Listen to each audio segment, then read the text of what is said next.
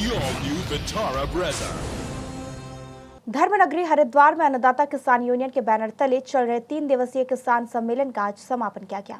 इस सम्मेलन में पूरे देश से किसान पहुंचे। सम्मेलन में किसानों ने केंद्रीय और राज्य सरकार द्वारा किसानों की अनदेखी को लेकर अपना आक्रोश उत्पन्न किया। साथ ही सरकारों को ज्ञापन के माध्यम से किसानों को होने वाली कई समस्याओं से अवगत कराया। अन्नदाता किसान यूनियन के राष्ट्रीय अध्यक्ष गुरमुख सिंह का कहना है कि केंद्र सरकार ने कहा था कि जल्द ही MSP का कानून लाया जाएगा, मगर आज तक कानून को लेकर कोई कमेटी नहीं बनाई गई। वहीं किसान सम्मेलन में पहुंचे राम कुमार किसान का कहना है कि यह हमारा राष्ट्रीय सम्मेलन होता है। देश के हर राज्य से यहाँ पर किसान नेता आए। किसानों द्वारा सम्मेलन में केंद्र और राज्य से होने वाली समस्याओं से अवगत कराया गया। यहाँ पे सम्मेलन किया। मैं सरदार गुरमुख सिंह अन्नदाता किसान यूनियन का राष्ट्रीय अध्यक्ष होने के नाते हम हर साल के साल यहाँ एक सम्मेलन करते हैं और किसानों के साथ मिलकर विचार गोष्ठी होती है हमारी।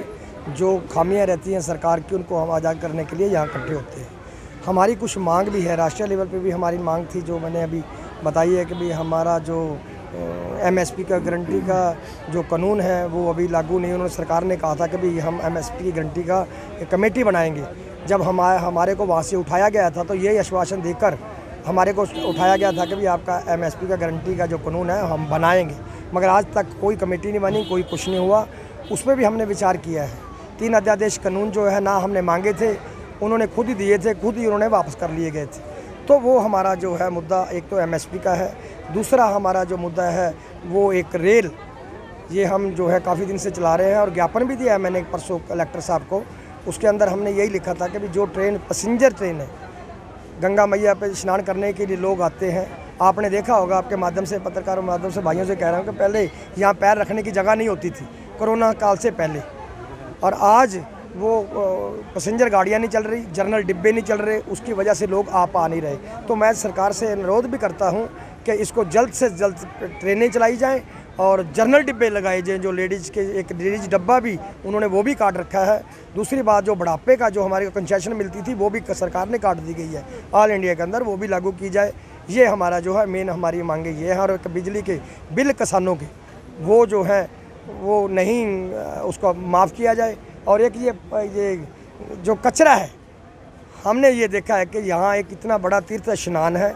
मैं सरकार से यही अनुरोध करना चाहता हूँ, सिटी मजिस्ट्रेट से भी, DM से भी, कि भाई ये कम से कम यहाँ इस जगह पे तो जहाँ हमारा सीवर लगते हैं किसानों के, जहाँ लोग नहाने के आते हैं, वहाँ तो जो है वो सफाई उसकी रखनी चाहिए। अगर आप जिम्मेदारी नहीं ले सकते तो हम अपना संगठन, मेरा उत्तराखंड के प्रधान है, उन्होंने ये बात आज कही भी है, तुम नहीं ले सकते तो हमारा आदमी जो है वो इसको सफाई करेंगे। वो हम ये कहना चाहते हैं आपसे। ऐसा है सर जी, ये राष्ट्रीय सम्मेलन होता है हमारा अन्नदाता किसान यूनियन का।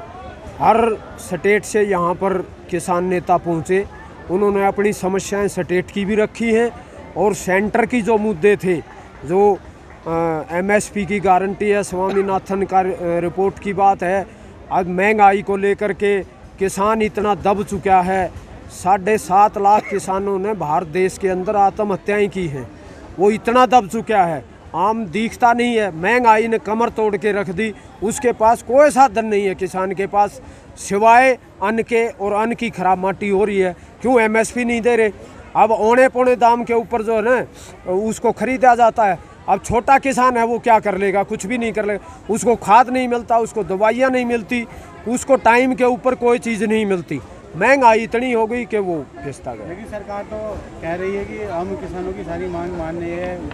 गेहूँ भी महंगे में खरीदा है सर जी ऐसा है, गेहूँ मंडियों में नहीं आया क्योंकि अब क्या मौसम की मार है। सरकार क्या कहती है, हम किसान हैं, हमने पता है मौसम की मार ऐसा है, जहाँ किसान 50 मन किले का गेहूँ पैदा करता था, अब क्या वो 30 मन पैदा हुआ है। किसान के पास गेहूँ नहीं है बेचने के लिए। अब गवर्नमेंट ने वहाँ पर एक्सपोर्ट करने की बात की थी, उसको रोक दिया। इसीलिए रोका है, खाने के लिए नहीं है हिंदुस्तान के पास।